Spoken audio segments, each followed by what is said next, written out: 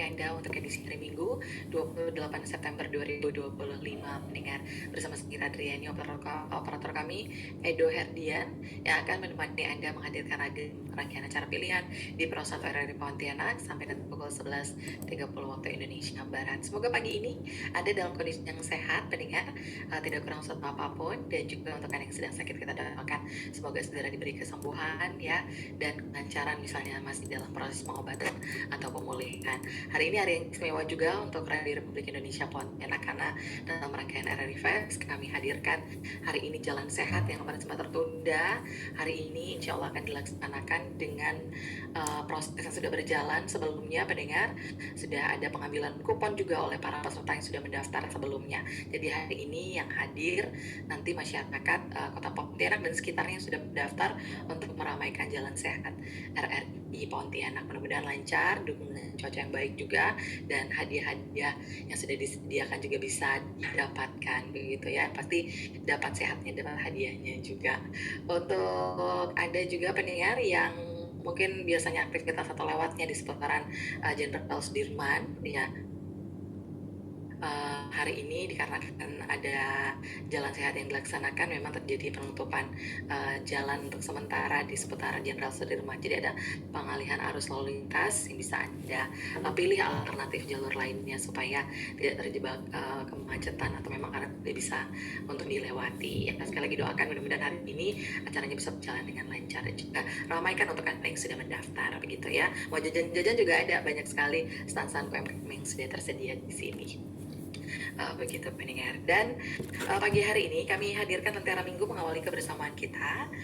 Sudah ada Bapak Yakobus Julian Nelis yang terhubung via Zoom, bersama juga Angga Satya Bakti, kemudian juga Angela Trinuari pendengar dari Santa Cecilia Ayani Keuskupan Agung Pontianak, di mana hari ini nanti akan membahas mengenai Injil Lukas 16, 19, 31 begitu ya. Baik, di via Zoom dan juga bisa Anda saksikan melalui channel YouTube RRI Pro 1 Pontianak. Pro 1, kanal informasi dan inspirasi. Pro 1. Baik pendengar dan juga pemirsa, Lentera Minggu kami hadirkan untuk Anda hingga jelang pukul 6 waktu Indonesia Barat. Bisa disaksikan juga sekali lagi di YouTube RRI Pro 1 Pontianak. Sudah terhubung pagi hari ini Pak Yakobus, selamat pagi. Selamat pagi Bu, salam sehat. Salam sehat juga. Bagaimana kabar pagi hari ini? Baik. Baik ya. Baik, silakan Pak Yakobus bersama rekan-rekan lainnya ini untuk memandu acara Lentera Minggu. Terima kasih Bu. Salam, salam kasih, damai dan sejahtera. Tuhan memberkati, menyertai dan melindungi. Salve Bapak Ibu, saudara-saudari yang terkasih, para pendengar RRI Pro 2 di 104,2 FM dan juga di media YouTube. Pada hari ini, mari kita membuka Lentera Minggu kita pada kesempatan ini dengan berdoa. Dalam nama Bapa dan Putra dan Roh Kudus. Amin. Allah Tritunggal Yang Maha Kudus, kami bersyukur atas hadirat-Mu dan segala penyertaan, bimbingan, rahmat-Mu. Engkau menciptakan langit dan bumi dan memberkati seluruh umat manusia untuk menjadi pribadi yang penuh cinta kasih. Kehendak-Mu terjadi atas diri kami. Semoga kami menjadi pribadi yang terus bertekun dalam iman akan kepercayaan kepadamu. Kami para umat manusia membagikan kasih dan cinta untuk kemuliaan nama-Mu. Berkati, bimbing, lindungilah kami, para pendengar RRI Pro 1 Pontianak dimanapun berada, agar dapat menjadi pribadi yang beriman dan terus menjadi agen cinta kasih dimanapun berada. Semua doa kami serahkan dengan peraturan Tuhan kami Yesus Kristus yang hidup dan beraja kini dan sepanjang segala masa. Amin. Dalam nama Bapa dan Putra dan Roh Kudus. Amin. Para pendengar RRI Pro 1 Pontianak, pada kesempatan kali ini kita akan berbicara tentang orang kaya dan Lazarus yang miskin. Dan akan bersama kita Bro Angga dan juga Sis Ela atau Pak Angga dan Bu Ela. Apa kabar nih Pak Angga dan Bu Ela? Puji Tuhan, baik Pak Yakobus. Ya. Baik, Pak Yakub. Baik, para pendengar RRI Pro 1 Pontianak, mari kita mendengarkan Injil Lukas bab 16 ayat 19 sampai 31. Ada seorang kaya raya yang berpakaian ungu dan kain halus serta hidup dalam kemewahan setiap hari. Di depan pintu rumahnya ada seorang pengemis bernama Lazarus. Tubuhnya penuh borok yang berharap mendapat remah-remah dari meja orang kaya. Bahkan anjing-anjing menjilat boroknya. Lazarus meninggal lalu dibawa malaikat ke pangkuan Abraham. Orang kaya itu juga meninggal dan dikubur lalu menderita di alam maut. Dari tempat sengsaranya ia melihat Abraham dari jauh bersama Lazarus, lalu ia berseru, minta belas kasihan agar Lazarus mencelupkan ujung jarinya ke dalam air untuk mendinginkan lidahnya. Abraham menjawab, orang kaya sudah menerima kebaikan di dunia, sementara Lazarus penderitaan. Ini Lazarus mendapat penghiburan sedangkan orang kaya kesakitan. Ada jurang yang tak dapat diseberangi antara tempat mereka. Orang kaya itu lalu memohon agar Lazarus diutus memperingatkan saudara-saudaranya supaya tidak masuk ke tempat sengsara. Abraham berkata, mereka sudah punya Musa dan para nabi, hendaklah mereka mendengarkan itu. Orang kaya menolak, jika ada yang bangkit dari kematian dan datang kepada mereka, barulah mereka bertobat. Abraham menjawab, jika mereka tidak mendengar Musa dan para nabi, mereka juga tidak akan percaya, sekalipun ada orang yang bangkit dari kematian. Inilah isi perikop dari Lukas bab 16 ayat 19 sampai 31. Bapak Ibu, saudara-saudari yang terkasih, para pendengar RRI Pro 1 Pontianak dimanapun berada. Kita akan membahas ini bersama Angga dan Ela. Makna teologis dan pesan utama. Yang pertama adalah keadilan Allah, apa yang tidak dapat di dunia akan dipulihkan oleh Allah di akhirat. Yang kedua, bahaya kemewahan yang egois, bukan kekayaan itu sendiri yang salah, melainkan sikap menutup diri terhadap sesama yang menderita. Yang ketiga, kesempatan hidup adalah sekarang. Pertobatan harus dilakukan saat hidup, bukan menunggu tanda-tanda ajaib. Keempat, kesaksian kitab suci sudah cukup. Allah sudah memberi firman melalui Musa dan para nabi. Yang dibutuhkan adalah hati yang mau mendengar. Solidaritas dengan orang miskin, kehadiran Lazarus di depan pintu orang kaya adalah simbol seruan Allah yang sering diabaikan. Bapak Ibu, saudara-saudari yang terkasih, para pendengar RRI Pro 1 Pontianak, kita akan membahas refleksi ini lebih dalam.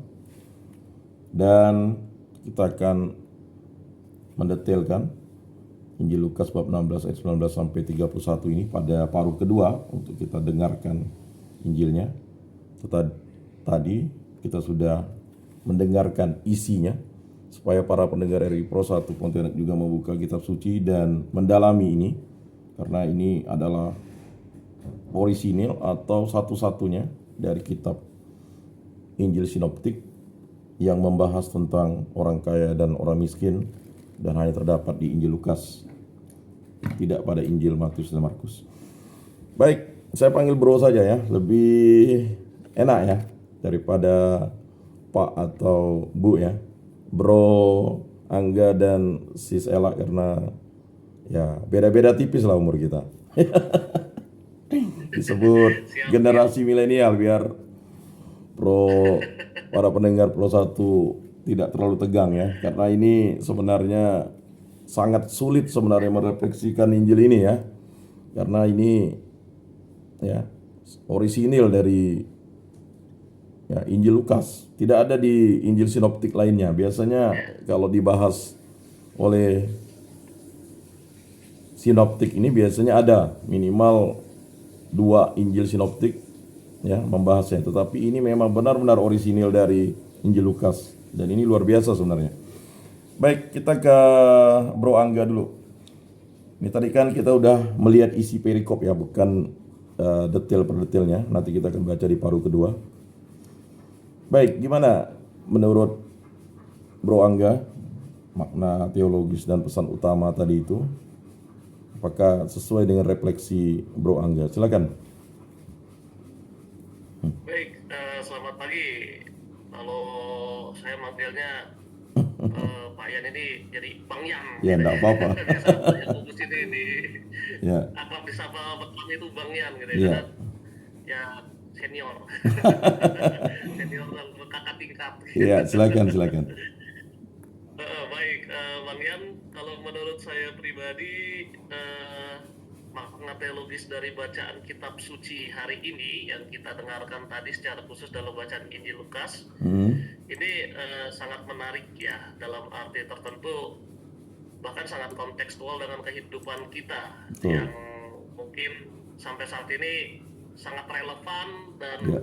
mungkin baru-baru ini juga banyak hal-hal yang terjadi di sekitar kita, gitu ya. Ya.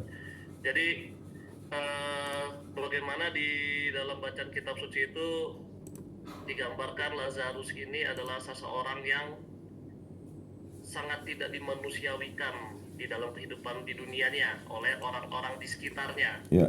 Lalu gambaran orang kaya itu bisa kita lihat juga, mungkin itu adalah gambaran dari mereka yang berkelimpahan.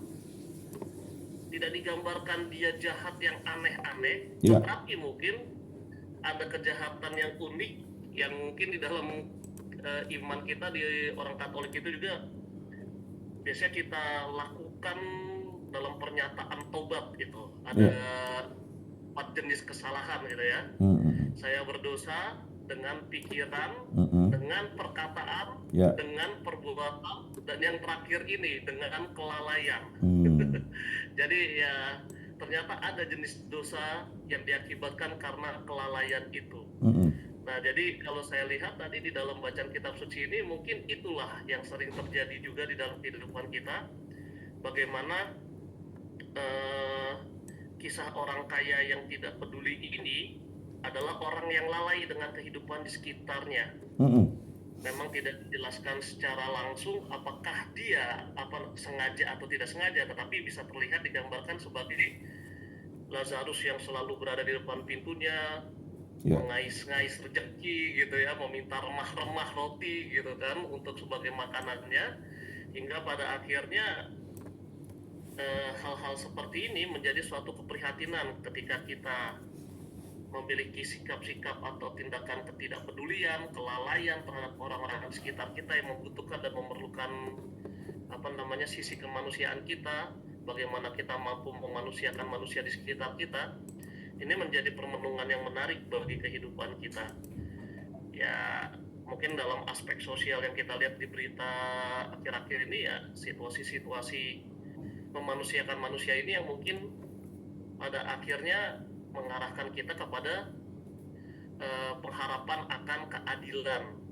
Relasi kita satu dengan yang lain terhadap sesama, ini seperti tema BKSN juga pada akhirnya gitu ya, bagaimana relasi kita dituntut untuk selalu diperbaharui.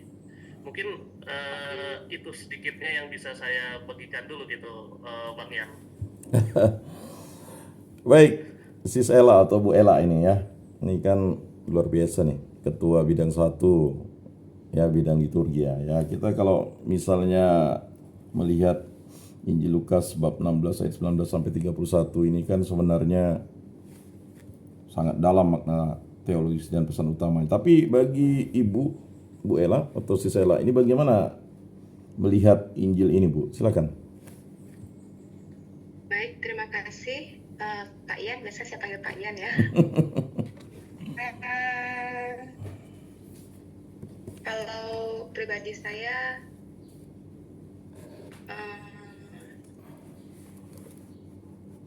biasa kita bisa ini ya, melalui panca indera kita bisa membantu berhubungan dengan berinteraksi dengan orang-orang di sekitar kita. Dengan apa yang ada di sekitar kita. Dari apa yang bisa kita lihat, kita raba, kita cium, kita rasakan, kita sentuh, kita bisa bereaksi dan merespon sesuai dengan itu. Jadi ketika kita melihat sesuatu yang indah, kita dapat merespon dengan kekaguman.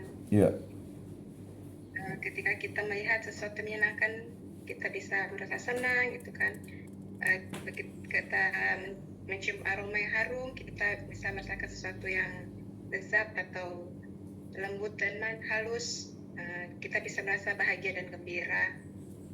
Jadi kita bisa merespon segala sesuatu dengan emosi yang baik dan positif. Namun tidak hal-hal yang baik gitu kan yang biasa kita rasakan dan kita alami. Jadi bagaimana kita merespon dan bagaimana kita bereaksi tentang hal itu. Jadi ketika kita melihat seseorang yang sangat membutuhkan atau menghadapi situasi yang menyedihkan, kita akan bisa tergerak oleh kebaikan dan rasa kasih sayang. Karena kita kan diciptakan Tuhan dengan kasih dan diciptakan untuk mengasihi. Di dalam kisah ini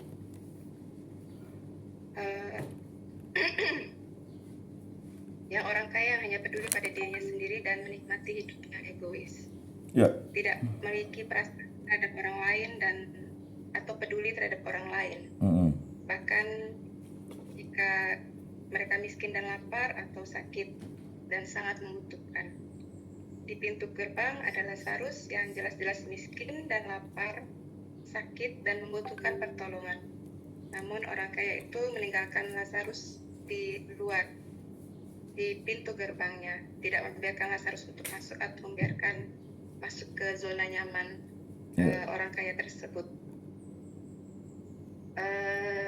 Sebagai manusia kita memiliki hati yang tulus,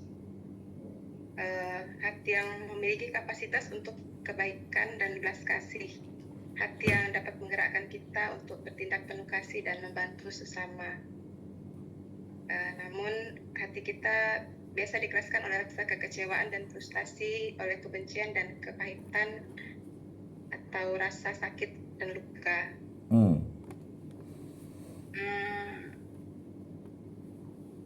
Ya itu kira-kira Pak Ian. Baik Bu Ella, luar biasa ya. Nah ini Bro Angga ini, kita lihat memang refleksi terdalam dari Injil Lukas bab 16 ayat 19 sampai 31 ini kan sebenarnya ini membuka pesan bagi kita, yaitu membuka mata hati. Lalu kita harus menggunakan kesempatan sekarang untuk bertobat. Kekayaan sejati adalah kasih, firman Allah sebagai pedoman. Ini sebenarnya Lukas ingin menghadirkan bahwa satu-satunya yang harus dimiliki oleh semua manusia itu adalah Allah. Ya. Lazarus tidak memiliki apa-apa, dia hanya memiliki Allah. Ya. Nah ini luar biasa. Artinya ini sebenarnya membuat manusia untuk sadar bahwa apa yang ada pada dirinya itu adalah semuanya adalah milik Allah. Dan akibat kehendak Allah lah orang itu bisa sampai ke hadirat Allah atau tidak. Nah ini. Baik, mungkin itu pengantar saja ya. Mungkin bisa didetailkan lagi oleh Bro Angga mengenai hal ini. Baik, Bang Jan. Tadi menarik juga ya kalau mendengarkan dari Kak Ella itu ada hal-hal bagaimana manusia itu sebenarnya terlahir dari kasih karunia Allah, gitu ya.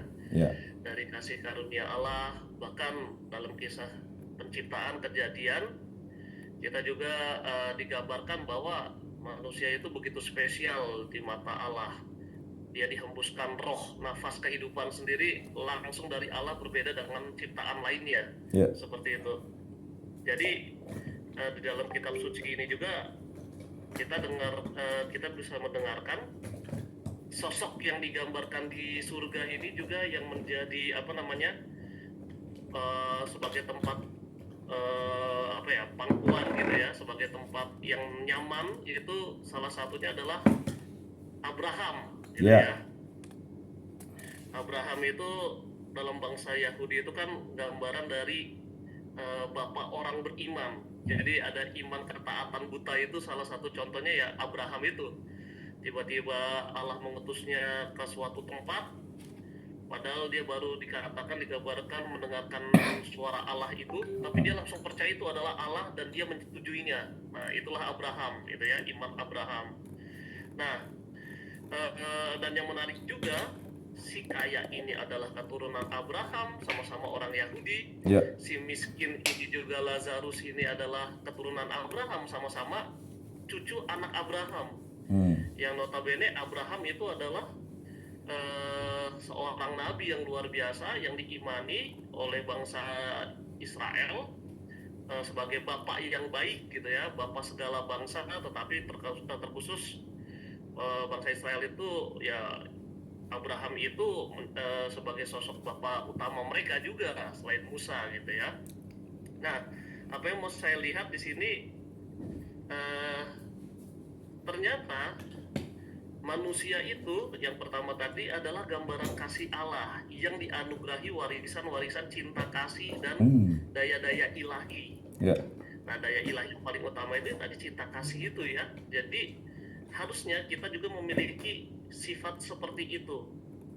Kalau ada cinta kasih, kita akan peduli. Kalau ada cinta kasih, kita akan peka terhadap situasi di sekitarnya. Apalagi ketika ditegaskan dengan sosok Abraham tadi, mereka sesama keturunan Abraham, gitu ya. Sebenarnya mereka sesama saudara, gitu, sesama orang yang harusnya, kalau saudara itu apa ya, orang yang harus saling peduli satu dengan yang lain ya. Kalau kita punya saudara kandung, biasanya kan jaga adik kamu, kalau kata pesan orang tuanya ya. Terus adik juga selalu berbakti terhadap kakak kamu. Jadi harusnya cinta kasih itu juga sangat kuat, gitu, cinta kasih yang dari Allah itu. Namun memang dalam realitanya kita lihat di dalam bacaan ini tadi, ternyata itu tidak terjadi semua.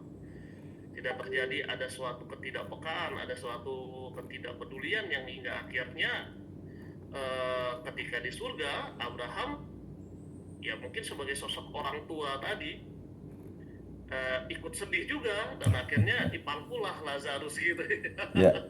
Dipangkunya, terus diberikan hal yang istimewa, dan akhirnya kebalikannya, yang orang kaya itu tidak menerima itu semua karena mereka sudah menerimanya di dunia, gitu. Dan pada akhirnya memang ada situasi unik yang sering terjadi juga dalam kehidupan kita. Penyesalan itu datangnya selalu terlambat, gitu ya. Salah satu penyesalan itu bagusnya si orang kaya ini ketika sudah di akhirat dia menjadi peduli, gitu ya. Tapi dia peduli terhadap saudara kandungnya, gitu.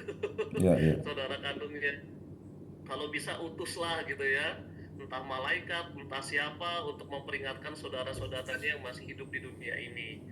Dan tadi Abraham juga digambarkan sebagai sosok dari perjanjian lama. Ya kan, nabi-nabi udah diutus, gitu ya, kan sudah ada hukum-hukum Taurat dan segala macamnya. Kalau itu aja tidak ditaati, apalagi yang hidup saja tidak dipercaya, apalagi yang mati, seperti itu. Nah, ini juga gambaran bahwa Allah kita itu sudah adalah Allah yang hidup, yang harusnya termanifestasi, terwujud di dalam kehidupan sehari-hari. Jadi bagaimana karunia-karunia Allah itu yang ada di dalam hidup kita, cinta kasih, itu bisa menggerakkan hidup kita. Roh Kudus itu sebenarnya mengarahkan kita kepada hal-hal yang bersifat positif dan baik, gitu ya. Bahkan ada istilah buah-buah roh, seperti itu. Mungkin itu sedikitnya, kalau saya melihat secara detail juga, itu menarik sekali, gitu ya, Bang Yan ya. Terima kasih Bang Yan. Para pendengar RRI Pro 1 Pontianak, pada paruh kedua kita akan lebih dalam mengupas ini, dan kita akan mendengar isi Injil Lukas bab 16 ayat 19 sampai 31. Mari kita dengarkan pesan-pesan dari RRI Pro 1 Pontianak.